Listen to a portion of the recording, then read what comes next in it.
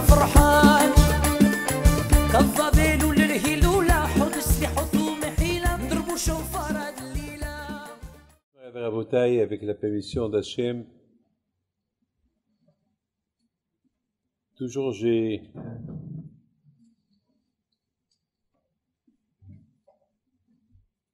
heureux d'être parmi vous. Il y a beaucoup des gens que je connais depuis 25 ans. Et pour Hachem, je vois que la communauté juive française de Miami, elle progresse, pour Hachem. Et ce que nous avons besoin d'aujourd'hui, et c'est ça le sujet dont je vais parler ce soir, c'est Ahdout, l'union. Il faut savoir une chose, que Ahdout, l'union, c'est facile de le dire. Mais pour arriver à vraiment sentir l'union, ça c'est une expérience. Et bien mettre que c'est dur de dire aime ton prochain comme toi. C'est facile de le dire, aime ton prochain comme toi. Le dire c'est facile, mais d'arriver à l'accomplir c'est pas facile. Mais on voit un couple. Hamim ils disent que un couple, on les appelle un couple uni. Ça veut dire que, je vous raconte une petite histoire. Il y avait une fois un rabbin qui accompagnait sa femme chez le médecin. Et il arrive chez le médecin et les deux s'assoient en face du médecin. Et le rabbin dit au médecin, nous sommes malades. Nous avons mal aux pieds. Le médecin il leur dit, vous deux, parce qu'ils ont utilisé le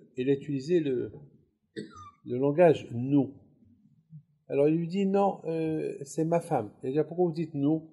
Il dit ben elle c'est moi, et moi c'est elle. On est unis. Si elle a mal aux pieds, j'ai mal aux pieds aussi.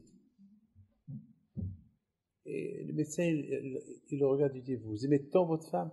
Il dit ben, ma femme c'est moi, et moi c'est ma femme, et ma femme c'est et voilà, on est unis. Si elle est malade, je suis malade. Et c'est facile ça aussi de le dire. C'est très facile de le dire. Alors, une fois j'ai donné une image. J'ai dit, on voit Yaakov Abinu dans la paracha la semaine dernière, et ça c'est important pour vous de le savoir. Il a béni Ménaché et Ephraïm. Alors que Ménaché et Ephraïm, eux, c'est pas ses enfants, c'est ses petits-enfants. Yaakov, il devait bénir ses enfants. Et non seulement qu'il a il a fait comme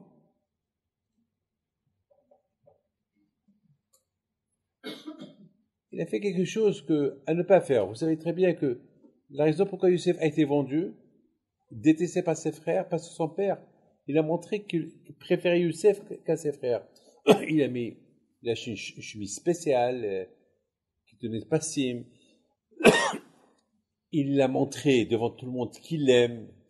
Et de là, Haramim ils disent, un papa, il ne faut pas qu'il montre à quelqu'un, à un de ses enfants, un amour plus que les autres. Il faut qu'il montre qu'il est, s'il a 10, s'il a 3, s'il a 2, il faut qu'il leur montre qu'il les aime tous, à égalité. Il ne faut pas qu'il montre il préfère celui-là qu'à l'autre. Parce que Dieu préserve, voilà ce qui s'est passé entre Youssef et ses frères. Parce Yaakov, il a montré qu'il a préféré Youssef qu'à ses frères, voilà les dégâts, il y a eu trop de dégâts. Donc là, on dirait que Youssef Hatzadik, il répète encore une fois quelque chose qu'il ne doit pas faire. Il répète encore une fois. C'est quelque chose qu'il n'a pas le droit de faire.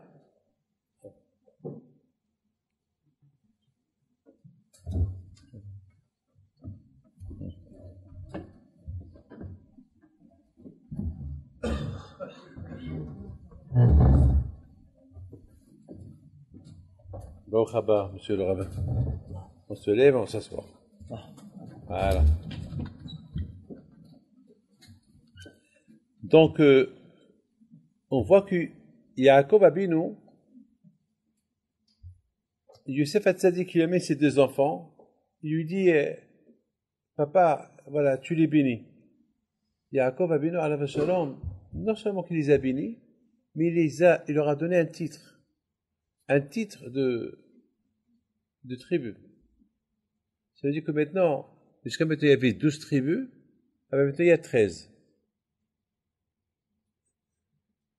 C'est de la folie. Et on voit quelque chose d'extraordinaire que on n'a pas vu les Shvatim amener aussi leurs enfants. Attends, Yosef il a mis ses enfants, il demandait à Yaakov, bénis-les. Alors, Yehuda il peut dire, moi aussi j'ai des enfants. Reuven aussi va dire, moi aussi j'ai des enfants. Shimon aussi va dire, pourquoi tu bénis que Yosef, que les enfants de Yosef, et pourquoi pas mes enfants? Mais on a vu que personne a fait cette remarque. On dirait que tout le monde a accepté ce que Yaakov il a fait. Alors maintenant, on va essayer de comprendre quelle est la raison, pourquoi Yaakov il a préféré bénir Ménaché et Ephraïm, qui sont ses petits-enfants, il n'a pas béni les autres petits-enfants des autres. Il a béni que les Shvatim seuls. Et même les Shvatim, c'est pas tous les Shvatim qu'il a béni. C'est quelque chose qui est extraordinaire. Et ça, c'est de la paracha de la semaine dernière. Quelle est la raison? Pourquoi Yaakov Abinu, il a béni que Ménaché et Ephraïm? Quelle est la raison? De l'autre côté, on voit que ces enfants, ils n'ont pas fait de reproche à personne. Eux aussi, ils auraient pu dire à Yaakov Abinu, Yaakov, papa, et nos petits-enfants, non, on n'a pas vu ça. Mes amis, il faut savoir une chose. Je voudrais, si ça ne vous dérange pas, vous allez, je ne sais pas si vous connaissez bien l'histoire, notre histoire, je ne sais pas si vous la connaissez ou pas, mais si vous la connaissez, alors, il y a, dans la Torah, on nous raconte, c'est ce que je vais vous dire maintenant, en général toujours, on lit cette paracha vers le mois d'août, juillet-août, vers le mois de Av. Et à la Torah, elle nous raconte que avant que Moshe Rabbeinu est mort, Moshe Rabbeinu alav shalom, il a fait la guerre contre Sihon et Og. Ils ont gagné la guerre. Et voilà, il y a eu deux tribus. Je vous en prie, écoutez bien ça. La tribu de Reuven et la tribu de Gad qui vient chez Moshe Rabbeinu. Ils disent à Moshe Rabbeinu, Moshe, on a beaucoup de bétail. Alors si ça ne te dérange pas, nous on ne veut pas l'héritage d'Israël. On ne veut pas rentrer en Israël. On veut rester en dehors d'Israël. Donnons les terres de Sihon et de Og. Ces terres-là qu'ils ont conquis, qui ne font pas partie d'Israël. D'accord? Au départ, Moshe Rabbeinu était en colère. Il a dit, mais vous êtes des fous, vous êtes des voyous, mais comment vous me demandez ça? Et à la fin, ils ont dit, non, Moshe, c'est pas qu'on ne veut pas rentrer en Israël, c'est parce qu'on a beaucoup de bétail. Alors, la terre que tu vas nous donner en Israël, elle n'est pas assez pour le bétail. On a beaucoup de bétail, on a plein, il nous manque plein de terre. Et de la terre, il faut leur donner à manger aussi. Il n'y a pas de verdure. Moshe les regarde. Il leur dit, bon, vous avez raison. Alors vous voulez pas rentrer en Israël? Non, c'est pas qu'on n'aime pas Israël, on aime Israël. Mais c'est que, Moshe, sois logique. Regarde ce qu'on a. Où on va mettre? Ce que tu vas nous donner en Israël, c'est même pas pour le quart de ce qu'on a ici. On a besoin de 4 fois plus de terre que tu devais nous donner. Bon, Moshe à la fin leur a dit, bon, ça va, d'accord. Alors, à une condition, je vous donne toutes les terres en dehors d'Israël, mais je vais mettre avec vous la moitié de la tribu de Ménaché.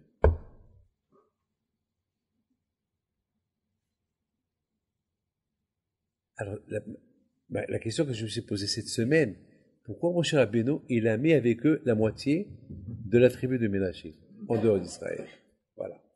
Alors ça veut dire, j'ai pas compris, Moshe Rabbeinu, il divise une tribu de Ménaché, la moitié de la tribu, elle va rester avec il leur donne une partie en Israël, et l'autre moitié en dehors d'Israël, avec la tribu de Gad et de Réhouben.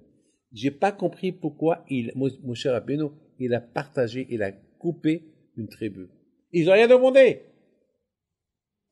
Ceux qu'ils ont demandé à rester en dehors d'Israël, c'est qui? C'est Gad, la tribu de Gad, et la tribu de Réhouben. Or, pourquoi Moshe Rabbeinu, il leur donne la moitié de la tribu de Ménaché avec eux? Quelle est la raison? Quelle est la raison? Eh bien, mes amis, écoutez très bien. Alors, pourquoi on lit cette paracha avant Tisha B'Av? Vous savez pourquoi? Pour nous dire que lorsque l'ennemi est arrivé en Israël, les premières tribus qui ont été exilées, c'est ceux qui étaient en dehors d'Israël. Eux, c'était les premiers. Gad et Réhouven. Après les autres, mais eux déjà les premiers. Et ils ont été punis les premiers. Ils sont partis en exil les premiers. Et maintenant, plus ou moins, je vous ai raconté l'histoire et je vous ai posé une question. Maintenant, on a quelques questions qu'on a posées. Quelle est la raison pourquoi Yaakov Avinu, il a béni les Ménaché et Ephraïm? On dirait qu'il a fait du préférotisme, il préfère, alors que c'est à cause de ça que Youssef a été vendu. Et on a posé la question, comment est-ce possible qu'on n'a pas vu les frères de Youssef faire de reproches à leur père? Ils auraient pu dire à leur père, papa, de la même façon que tu bénis les enfants de Youssef, tu vas bénir aussi nos enfants. Voilà.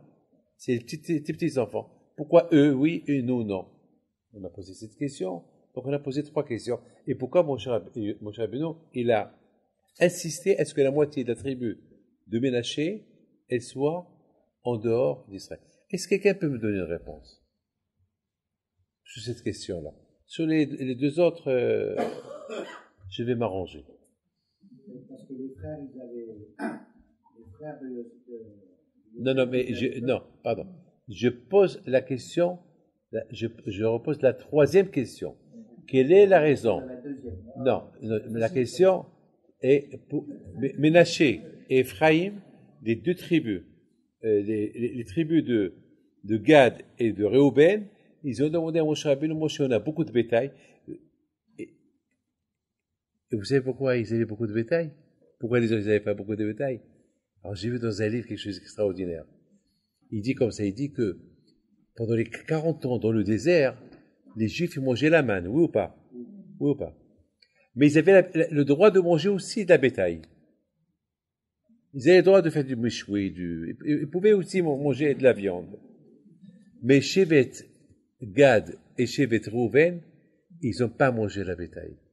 Ils n'ont pas mangé du bétail. Ils mangeaient que le manger du ciel. Ils ont dit comment? Le manger du ciel, il descend du ciel, il est tellement pur et tahor, et nous on va manger le bétail. Alors c'est la raison pourquoi ils avaient beaucoup de bétail. Ils avaient peut-être 1000 fois plus que les autres. Et Akash Baruch Hu était d'accord avec eux. D'ailleurs, lorsque Moshe Rabbeinu leur a donné les terres de Sihon et de Og, qu'ils étaient en dehors d'Israël, c'était avec l'accord d'Hachem. Maintenant, on a posé maintenant la question. Très bien. Moshe au départ était en colère contre eux. Pourquoi vous voulez habiter en dehors d'Israël? Vous voulez montrer que vous préférez votre salarié en dehors d'Israël plus. En plus, vous savez beaucoup de mitzvot, hein, qu'on peut pas faire en dehors d'Israël. Il y a beaucoup de mitzvot que tu peux pas faire en dehors d'Israël. Alors Moshe leur a dit comment? En habitant en dehors d'Israël, il y a beaucoup de mitzvot que vous n'allez pas faire. Je dis, mais on a un problème, le bétail. On a beaucoup. Moshe a dit, bon, si c'est à cause de ça, ok, je vous donne cette terre-là, à la condition, vous faites la guerre avec vos frères, une fois qu'ils ont conquis toutes les terres de Canaan et qu'ils se sont installés, vous pouvez retourner chez vous. Ah, maintenant, Moshe Rabbeinu leur a dit, il leur a imposé la moitié de la tribu de Ménaché, alors que la tribu de Ménaché, elle n'a rien demandé. Si quand, c'est par exemple, je vous oblige à ce que quelqu'un habite chez vous à la maison, vous me demandez que je vous loue un appartement et je vous dis, ah ben, si vous voulez que je vous le loue, je veux que vous donniez une chambre à tel et tel. Attends, nous veut la maison pour nous, pourquoi tu nous imposes? Et surtout, l'autre, il dit, attends, moi, je veux pas habiter avec eux, pourquoi je veux être indépendant, pourquoi tu m'imposes d'habiter avec eux? Qui peut me donner réponse? La question, elle est véhémente. Je me suis posé cette question cette semaine. Écoutez très bien ce que je vais vous dire. Alors maintenant, on va essayer de répondre les deux premières questions. Pourquoi Youssef Hatzadik, il a emmené ses enfants? C'est pas logique, oui ou pas? Attends, Youssef, tu as des enfants. Et les autres aussi, ils ont des enfants. Si toi, tu apportes les enfants pour qu'il y ait Yaakov et les bénis, tout le monde va apporter les enfants pour qu'il y ait Yaakov et les bénis. Pourquoi? Il n'y a que toi. Et d'autre côté, on a vu que personne n'a emmené ses enfants. On dirait qu'il y a eu quelque chose, un accord entre eux. Ils ne se sont même pas consultés. Mes amis, on est tous d'accord que Hachem, vous habitez tous ici à Miami, Baruch Hachem. Mais grâce à Dieu, vous êtes venus à Miami, vous avez trouvé Baruch Hachem des rabbins, vous avez trouvé Baruch Hachem des synagogues, vous avez trouvé un mikvé. Grâce à Dieu, il y a beaucoup des endroits. Moi, je me rappelle, lorsque je suis venu à Lyon, il n'y avait pas grand-chose il y a 35 ans. Il n'y avait pas grand-chose à Villeurbanne. Je dis pas, il y avait une petite école, il n'y avait pas, c'est pas l'école juive de maintenant, c'est pas les mikvaot de maintenant. Il y avait, mais pas ce qu'il y a aujourd'hui. Paris aussi, je me rappelle, 35 ans à Paris. Il y avait, mais pas ce qu'il y a aujourd'hui. Bon, Hachem. Toujours Akash Baruch Hu. Ve'et Yehuda shalach lefanav leo. Toujours Akash Baruch Hu. Il prépare quelqu'un qui va quelque part pour préparer pour l'avenir des autres. Voilà, ici, Baruch Hachem, ici, voilà. Vous êtes venus, vous avez trouvé des écoles. Et à un moment donné, il n'y avait rien du tout ici. Vous savez qu'il y a Yaakov Abinu, avant qu'il est parti en Égypte, vous savez ce qu'il a fait? Il a envoyé Yehuda. Il a dit à Yehuda, va ouvrir les synagogues, va ouvrir des yeshivot, va ouvrir des Talmud Torah, parce que c'est impossible que moi j'arrive en Égypte, il n'y a rien. Comment les gens ils vont dire qu'il y a la Torah, elle est très symbolique, vous avez compris? Vous avez compris, par exemple, si par exemple je vous invite quelque part, je vous invite à venir chez moi. Alors, vous savez, si je vous invite, c'est que je vous ai préparé à manger ou je vous ai préparé un repas. C'est pas simplement, je vous invite et après je commence à préparer pour vous. Non.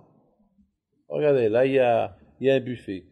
Mais, voilà, c'est pas une fois que vous avez écouté le cours de Torah, on va vous dire, vous allez attendre, on va vous préparer quelque chose à manger. Non, c'est pas comme ça. La logique est toujours, on prépare à l'avance. Un mariage se prépare à l'avance, tout se prépare à l'avance. Yaakov Abinu alav shalom, il n'a pas voulu aller en Égypte s'il n'y a pas une yeshiva. Il ne faut pas qu'un jour les gens vont dire comment Yaakov, jusqu'à qu'il est parti en Égypte, il a ouvert une yeshiva. Alors, une fois, j'ai posé une question à quelqu'un, et pourquoi il n'a pas envoyé un télégramme, un texto à Youssef, et Youssef, prépare. Youssef, c'est le roi, oui ou pas? Pourquoi tu dis à Yehuda? Youssef, demandez à Youssef que lui prépare. Pourquoi Yehuda? En plus, Yehuda, c'est qu'un invité, Yehuda. Youssef, c'est le roi. C'est le roi, Youssef. C'est plutôt, tu demandes à Youssef, non, il demande à Youssef, il demande à Yehuda. Vous savez pourquoi? Parce que Yaakov Abinu, il est intelligent. Il dit, Youssef, il est roi. Il se peut qu'il n'a pas le temps. Il se peut, au moment que il reçoit le message d'ouvrir une yeshiva, par où il va l'appeler. Donc, il ne va pas s'occuper. Yehuda, il connaît personne. Donc, ça veut dire qu'il a calculé même le temps. Il a calculé même le temps. Il ne faut pas qu'on perde le temps. Lorsque j'arrive en Égypte, il y a déjà la yeshiva qu'elle est prête. Beit Yehuda shalach lefanav leorot. Tout de suite. Là, maintenant, tu prépares. Mes amis, En Égypte, à Kadosh Baruch Hu, avant que les Juifs ils sont partis, en Égypte s'installer, déjà Hachem il a envoyé Yosef. Yosef il a préparé le terrain. Ah, vous allez me dire, Yosef, c'est un grand tzaddik. Yosef a tzaddik. Ah ben lui, il est resté tzaddik en Égypte. Et ses enfants. On aurait pu dire que l'éducation, ça serait dur d'éduquer des Juifs en Égypte. Non. Voilà, on a vu Yosef qui a éduqué ses enfants en Égypte. Ça, c'est le message des Juifs jusqu'à Mashiach. Que là où on est, si on veut, on peut. Si on veut être un bon Juif, on peut être un bon Juif. Quelle est la preuve de Yosef? Quelle est la preuve? Ephraim et Ménaché. Ephraim et Ménaché, c'est la preuve. S'ils sont restés Juifs en Égypte, eh bien, ils peuvent rester Juifs là où tu les mettras. Là où tu vas les mettre, ils vont rester. Il y a beaucoup de gens qui disent, ah oui, j'habite, je me rappelle les premiers Juifs qui sont partis en Guadeloupe. Les premiers. Eh ben, ces premiers-là, et je me rappelle, ils me l'ont dit, ils étaient 2, ils étaient 3. Eh ben, il paraît qu'ils faisaient des Shabbatot extraordinaires. Ils étaient que 3. Ils avaient ni minyan ni rien du tout. 3 jeunes qui faisaient des Shabbatot extraordinaires. Encore il y a un autre juif qui est venu. Encore un autre. Bon. Jusqu'à qu'il y a un minyan qui s'est formé. Et après, il y a eu 2 minyanés qui se sont formés. À un moment donné, je me rappelle, j'étais là-bas en Guadeloupe, et j'ai vu que pour le Shabbat, en semaine, il n'y a pas de prière, chacun prie chez soi, et le Shabbat, il fallait qu'il marche très très loin, dans un endroit où... Je me suis dit, mais pourquoi on ne fait pas une synagogue?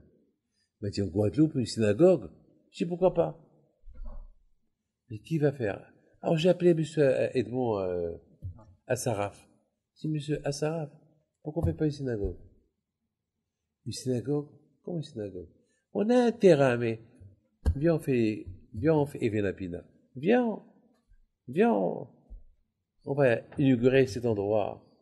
Comment? Viens on fait. J'étais le premier. Je les ai poussés, et un jour j'ai donné un cours de Torah, et tout le monde s'en dit, et je leur ai dit, écoutez, vous allez regretter. Si vous ne faites pas ce que je vous dis, vous avez eu peur, 10 millions. La superstition, alors, ils m'ont suivi par superstition. En pleine nuit, la nuit, désert, au milieu de la nuit, dans le désert là-bas, et on a creusé, et on a posé là-bas Eben Apina. Et bon, aujourd'hui, il y a une communauté. Il y a même une école de presque 120 enfants en Guadeloupe. Voilà. Ça veut dire il faut, vous savez, il faut être courageux. Notre religion, elle demande du courage. Et Yosef était courageux. Yosef, il nous a donné un message. Je peux être seul dans un endroit où il n'y a que la Touma et je resterai un bon juif. Et je peux même avoir des enfants et les éduquer. Et on a vu à Rabotaï que ces enfants-là, le Yosef était le roi des rois, il avait des palais, et ces enfants, où ils étaient? À la maison. Ils ne fréquentaient pas les palais. Ils ont grandi de tzadikim. Maintenant, il y a Yaakov Abinu Alav Shalom. Lorsqu'il voit Yosef qu'il arrive avec ses enfants, écoutez bien ça. Hein. Alors, on a dit, pourquoi, alors tout le monde va amener ses enfants. Non, personne n'a amené ses enfants. Il n'y a que Yosef seul. Il dit à son père, papa, tu me les bénis. C'est ce que Hachem m'a donné basé. C'est-à-dire, quand je m'a donné ses enfants ici. Qu'est-ce que cela veut dire, il me les a donnés ici? Ça veut dire, regarde papa comment ils sont. Ils sont tzadikim. Ils n'ont pas grandi avec toi dans la terre de Canaan. Ils ont grandi dans un endroit pourri, impur. Regarde comment ils sont tzadikim. Et c'est Hachem qui me les a donnés. Il ne me les a pas donnés pour que je les jette. Papa, tu les bénis. C'est quoi le message? Papa, tu les bénis. Papa, tu les bénis parce qu'ils méritent d'être bénis. Parce que de eux, tous les juifs, ils vont apprendre. Là où ils sont, en exil, ils peuvent rester des juifs. Si tu veux, tu peux. Parce qu'il y a beaucoup de gens qui vont dire, si je me trouve avec des rabbins, ah ben, je vais rester un bon juif. Eh bien, les enfants de Youssef, et qui vont te dire, ils vont te donner une gifle. Nous, on a grandi en Égypte. Papa, il était tout le temps au palais royal. Et on est resté des bons juifs. Donc, si nous, on est resté des bons juifs, vous pouvez rester des bons juifs. Même s'il n'y a personne. Je donne la parole d'honneur. Une fois, j'étais dans un avion. Il y avait il savait pas que je me trouvais dans l'avion. Il savait pas. Vous savez, l'avion, c'était un Boeing 747. Et moi, j'étais au fond. C'est une histoire qui date peut-être 20 ans, 22 ans. Au fond. Et puis, je me suis levé pour marcher un peu. Et l'avion n'était pas plein. Et de loin, je vois quelqu'un qui le mange, qui boit du vin. Je dis, attends, celui-là, je le connais. C'est mon agent de voyage. C'est lui. Je le connais, mais c'est lui. Après, je dis, non, c'est pas lui. Non, c'est lui. Alors, j'ai dit à celui qui m'accompagnait, dis-moi, c'est lui ou c'est pas lui? Il me dit, oui, c'est lui. Lui, il vient me m'embrasse les mains tout le temps. Ah, dis-le-moi, je lui dis, celui-là, c'est lui. Alors j'ai dit, je vais ou je vais pas. Je vais chez lui, je vais pas. J'ai dit, je vais, il est en train de manger. Il est en train de se rassasier. Comment je vais lui casser je vais casser son moral. J'ai dit, comment je vais faire? J'ai dit, ben, dis-le-moi, je vais lui casser le moral. Et je marche, je vais vers lui, je continue. Et puis, je dis, ça va mon fils? Mon fils? Donc ça t'a dû dire quoi? Mon père? Il me regarde. Ah! Il était pas bien. Il m'a dit, vous êtes là? Et je dis, où tu veux que je suis? Où tu veux que je suis? Je dis, c'est quoi ça? Il avait dit, j'ai faim. Je dis, moi aussi j'ai faim. Tu peux pas acheter un sandwich. C'est pas que tu as faim. C'est pas ça ce que tu fais tout le temps. D'accord, tu as faim. Pourquoi ce vin là? Pourquoi ce vin? T'as faim, prends du pain. Il y a du pain. Non, le pain, le fromage, la viande, le beurre et le vin, tout ça. C'est quoi tout ça? Et je lui ai cassé la table. Non, je mange pas.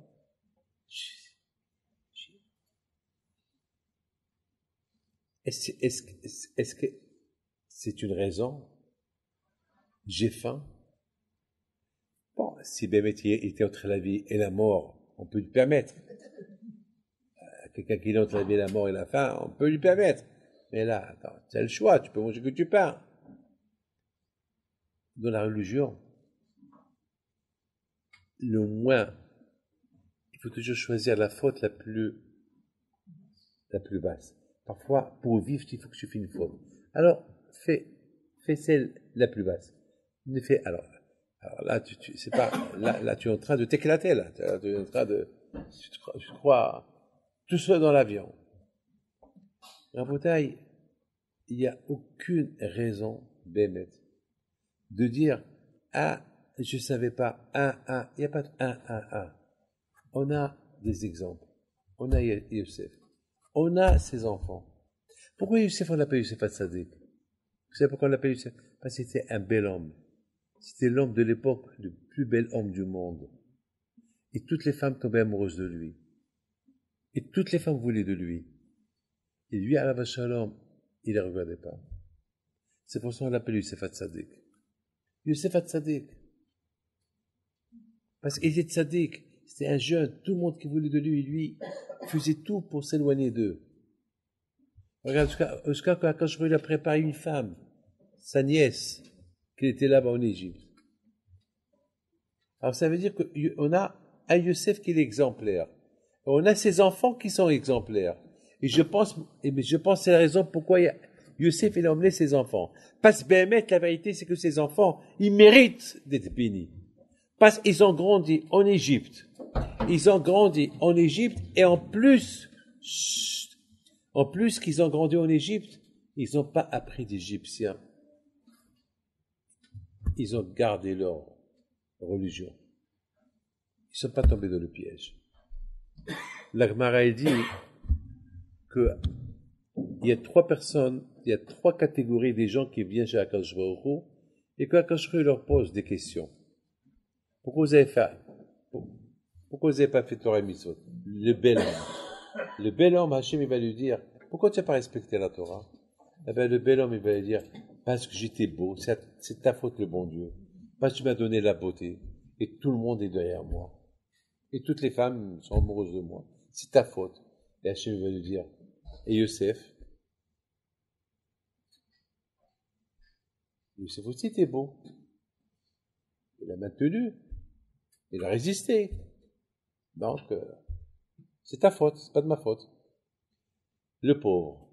Hachem va dire au pauvre, pauvresse, pauvre, comment ça se fait que t'as rien fait de spécial de ta vie? Ah ben, Hachem, c'est ta faute. Parce que tu m'as pas donné d'argent, donc j'étais obligé de travailler pour avoir la parnassa. C'est pas de ma faute, c'est ta faute. Quand je va le dire. Et Hillel, il était pas pauvre Hillel. Et regarde ce qu'il a fait Hillel. Il a étudié la Torah, même qu'il était pauvre. Donc, quand je vais au fond, il le bascule.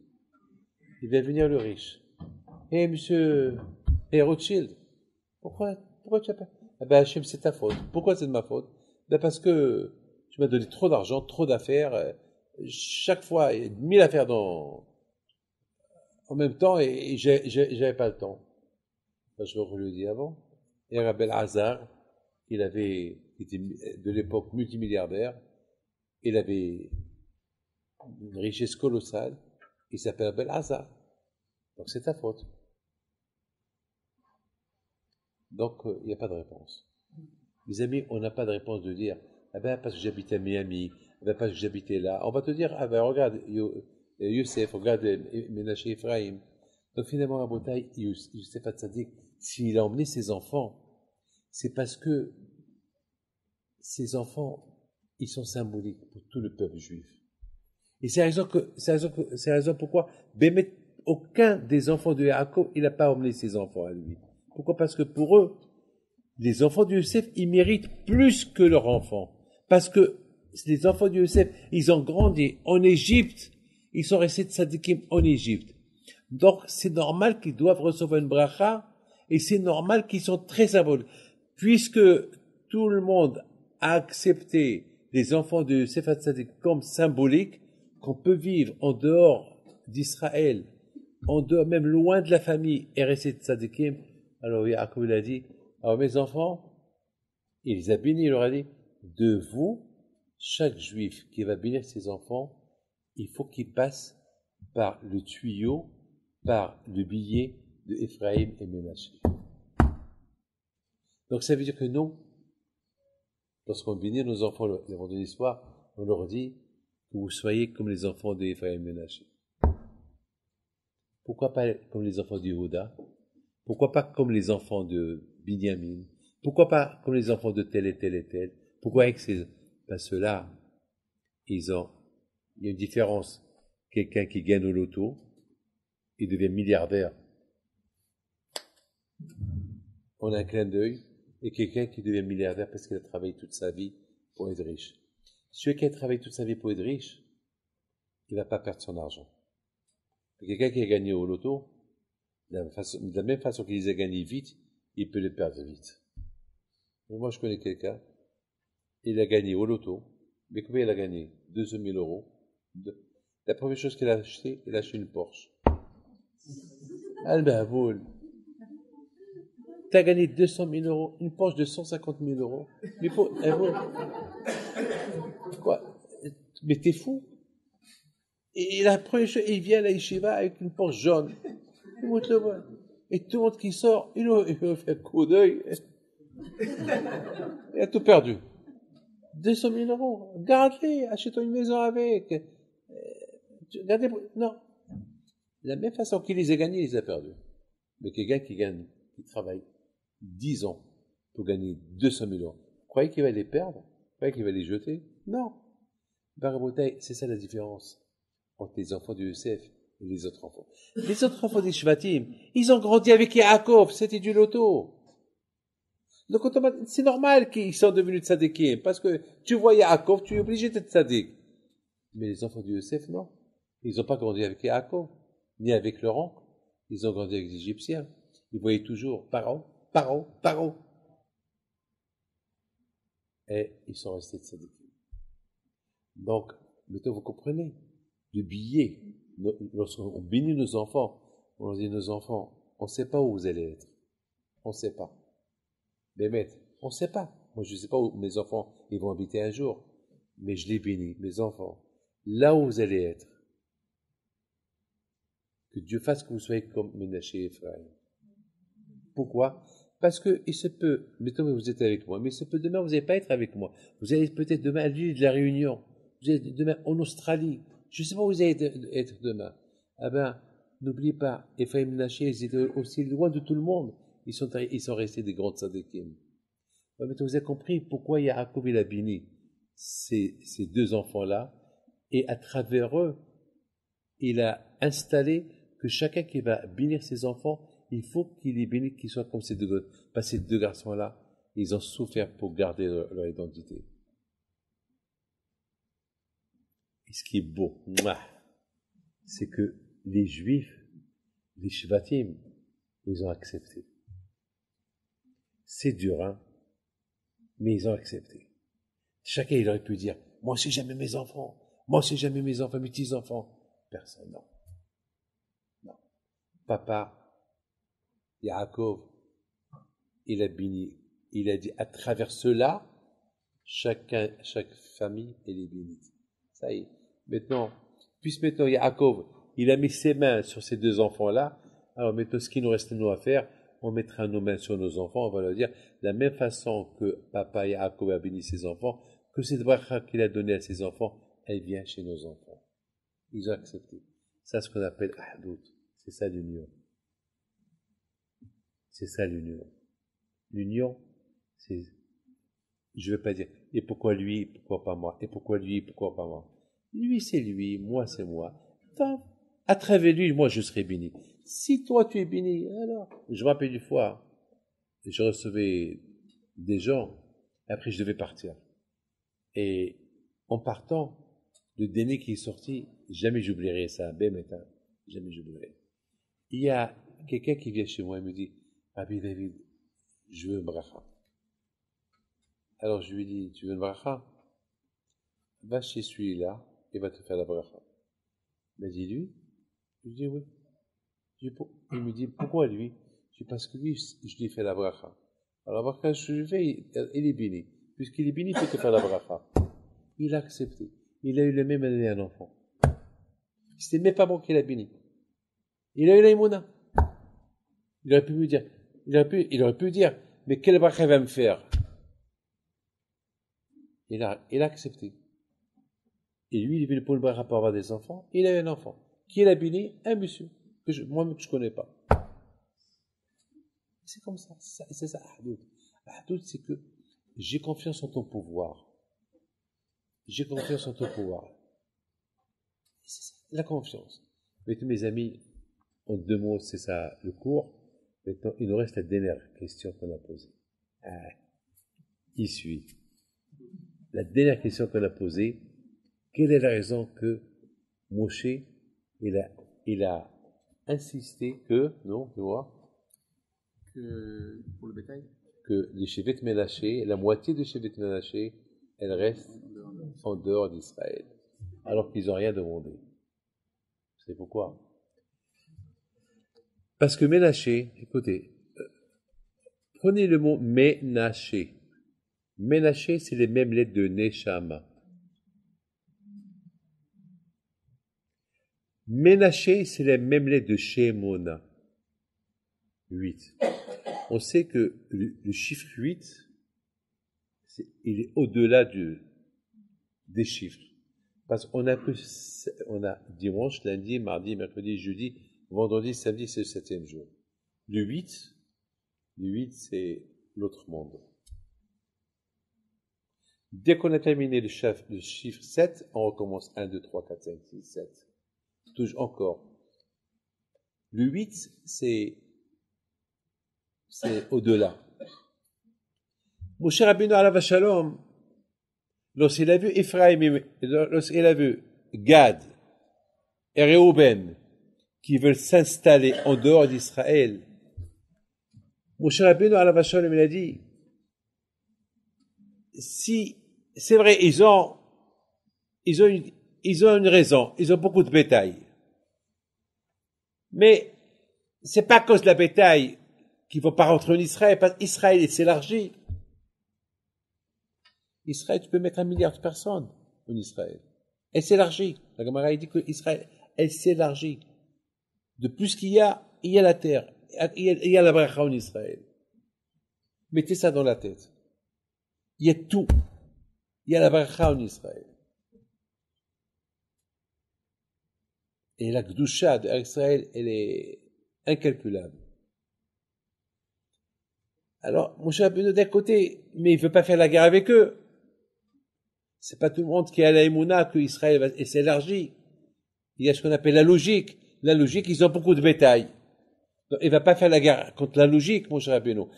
Vous savez, c'est quoi la logique? Celui qui a la émouna, il dépasse la logique.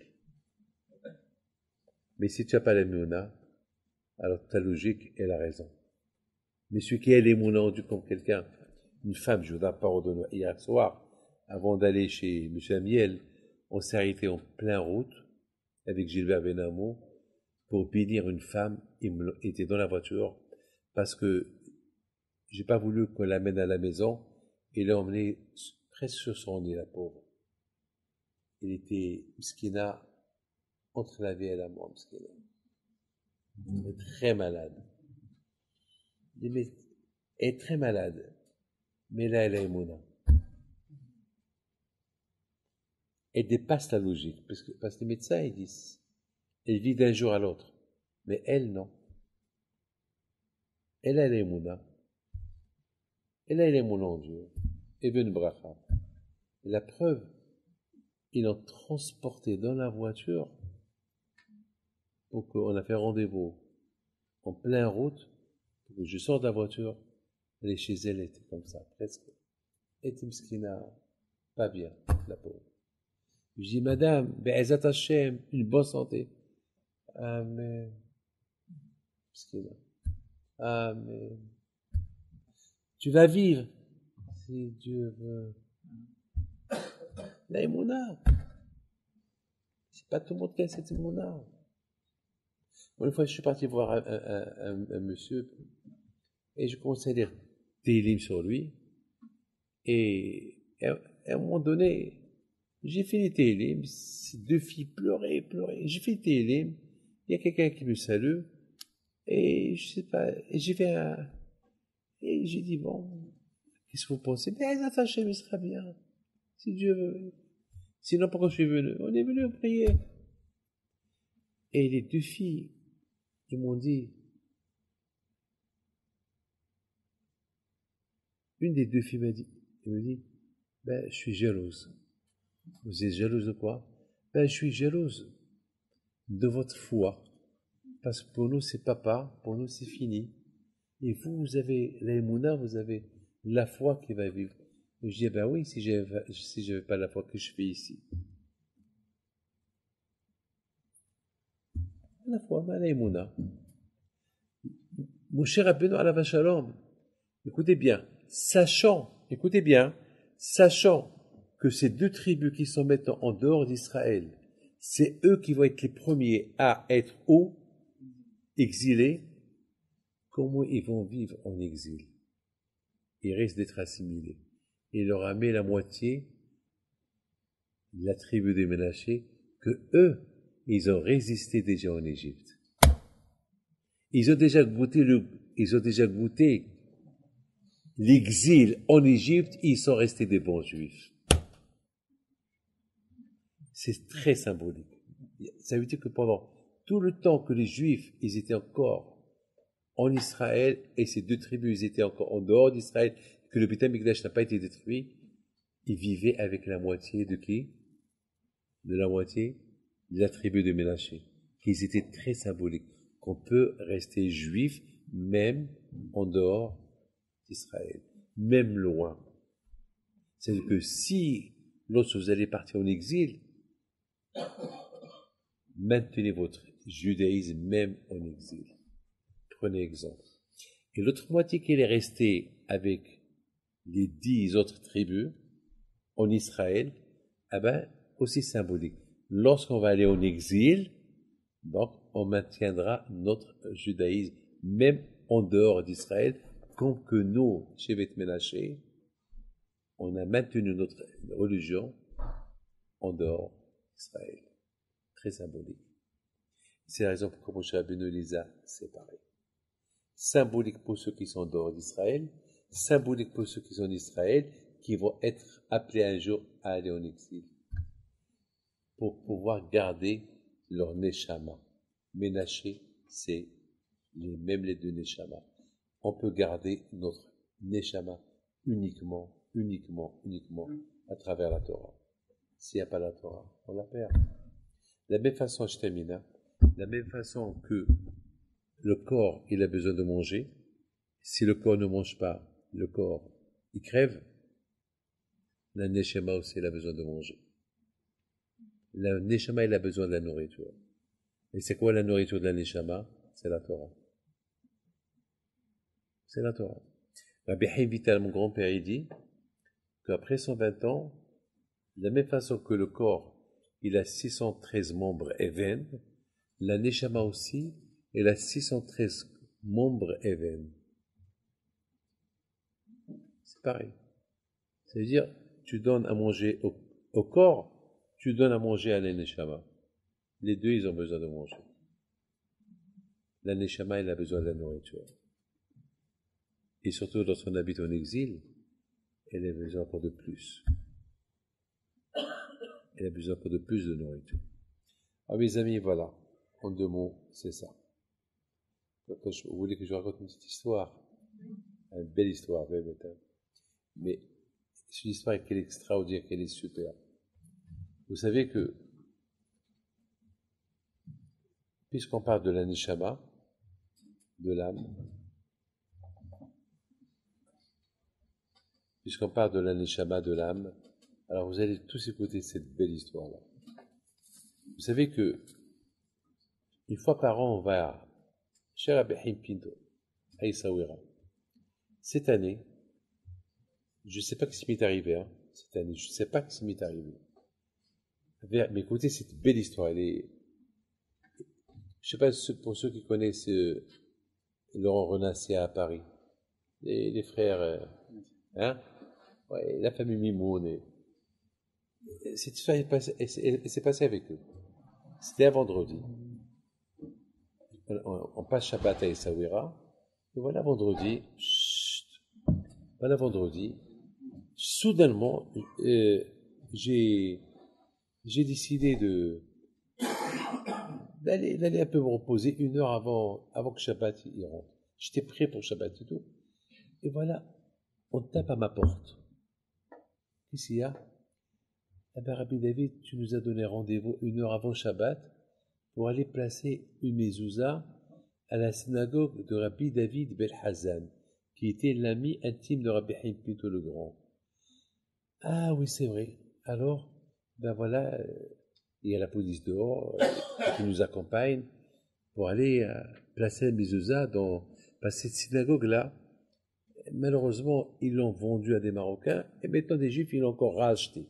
Donc, ils l'ont décoré, ils l'ont arrangé. Maintenant, je devais aller placer une mezouza. Bon, j'ai dit d'accord, je vais. Et j'avais beaucoup de souvenirs dans cette synagogue.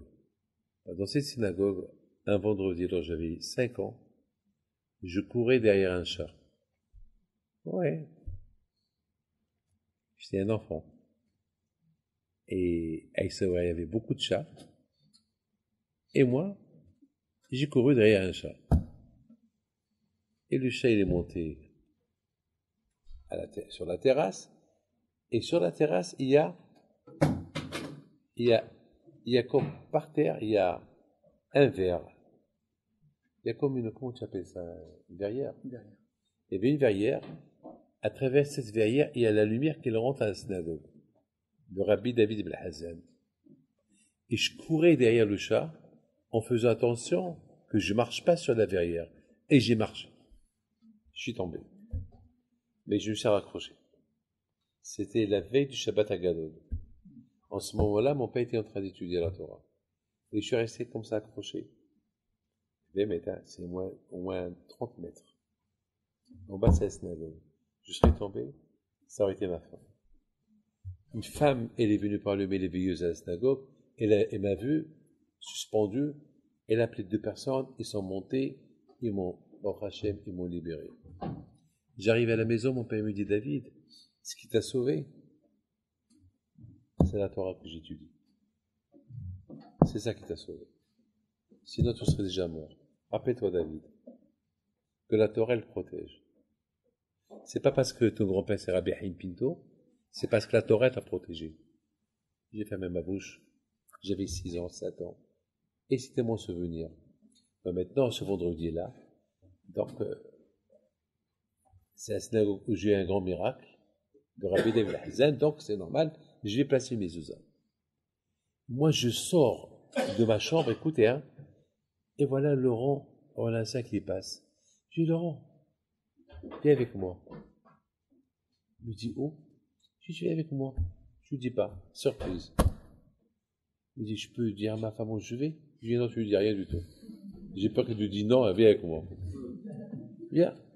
Il a rien dit. On prend la voiture et la police et on va à la synagogue. Je lui ai pas dit où on va. On arrive, on marche, chaque fois me dit, Rabbi David, mais on va où? Surprise. On arrive à l'endroit, on rentre. Je dis, Laurent, tu sais où on est? Où on est? On est à la synagogue de Rabbi David Hazan. Presque il s'est évanoui. J'ai dit, Laurent, qu'est-ce que tu as? Il dit, mais maintenant, j'arrive de Marrakech, de Rabbi David Hazan. J'arrive du cimetière.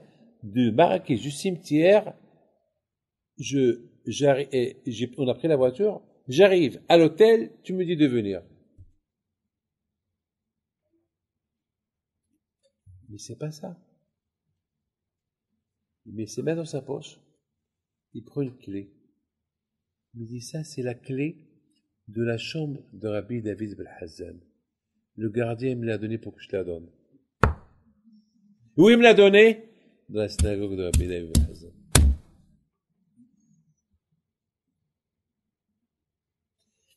Qu'est-ce que... Parce que moi, j'avais beaucoup de la peine.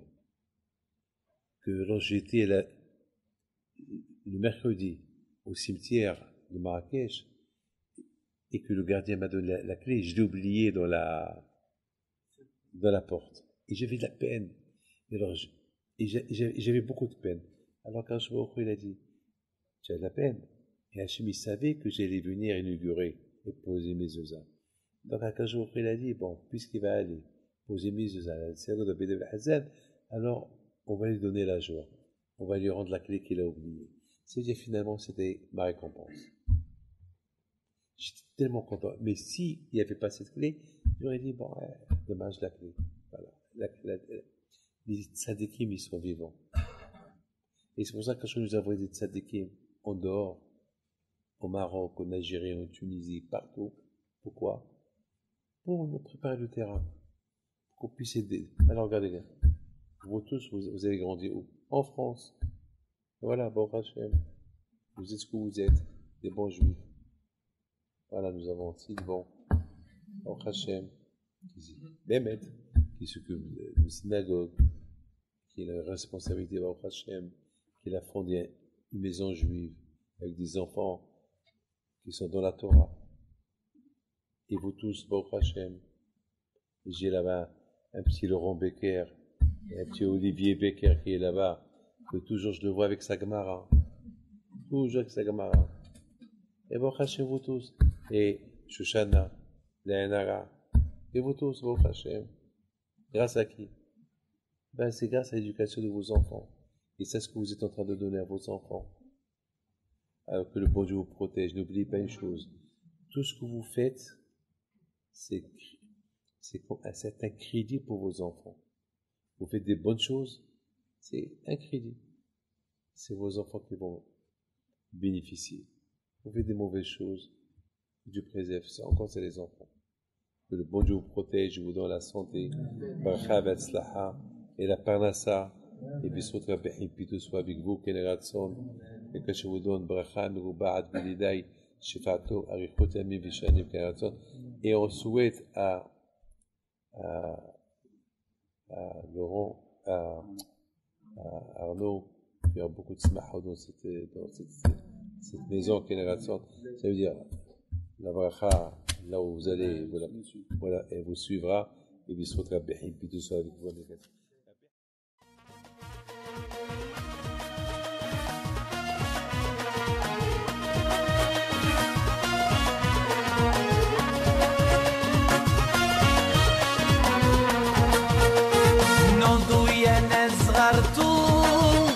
على ربيع حيم بنتو وقف لنا زي خو